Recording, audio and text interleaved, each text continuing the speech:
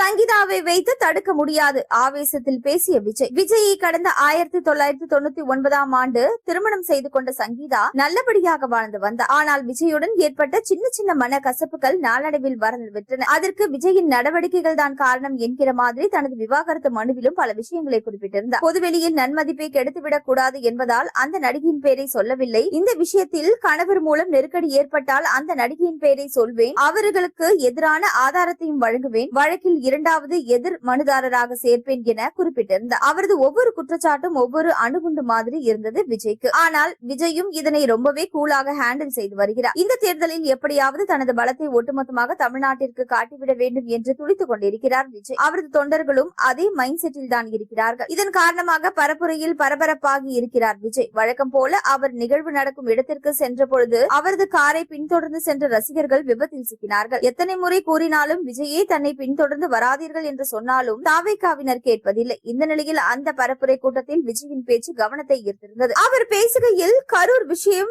ஊருக்கே தெரியும், ஆனால் விஜய் மீது பழியை போட வேண்டும் என்று முயற்சி செய்து பார்த்தார்கள், சரியாக வரவில்லை. அதனையடுத்து ஜனநாயகன் படத்தை முடக்கினார்கள். யார் முடக்கினார்கள் என்பது உங்களுக்கே தெரியும், அதை நான் சொல்லி தெரிய வேண்டிய அவசியமில்லை. அவர்கள் படத்தை முடக்கியதும் எடுபடவில்லை. அடுத்த கட்டமாக என்ன செய்யலாம் என்று யோசித்த அவர்கள் என்னுடன் இருப்பவர்களை வைத்து அவதூறு பரப்ப செய்தார்கள். இத்தனை வருடங்களாக காத்திருந்து தேர்தலுக்கு 30 நாட்கள் முன்பு அவதூறு பரப்ப வைத்தார்கள். அதுவும் மக்களிடம் எடுபடவில்லை. திமுகவோ பாஜகவோ அல்லது பலராலோ யாராலும் எதுவும் செய்ய முடியாது என்றார். மனைவி சங்கீதா தன்னிடமிருந்து விவாகரத்து கோரியது தொடர்பாக எந்த ஒரு கருத்தையும் தெரிவிக்காமல் இருந்த விஜய் முதன்முறையாக தேர்தல் பிரச்சாரத்தில் இது பற்றி மௌனம் கலைத்துள்ளார். அதில் வெளிப்படையாக தனது மனைவி பெயரை குறிப்பிடாமல் மறைமுகமாகவே விவாகரத்து விவகாரம் குறித்து விஜய் நெல்லை பிரச்சாரத்தில் பேசியுள்ளார். தனிப்பட்ட பிரச்சனையை அரசியல் மேடையில் பேசி அவதூறு பரப்ப சதி என்று எதிர்க்கட்சிகளின் மீது பழி போட்டார்.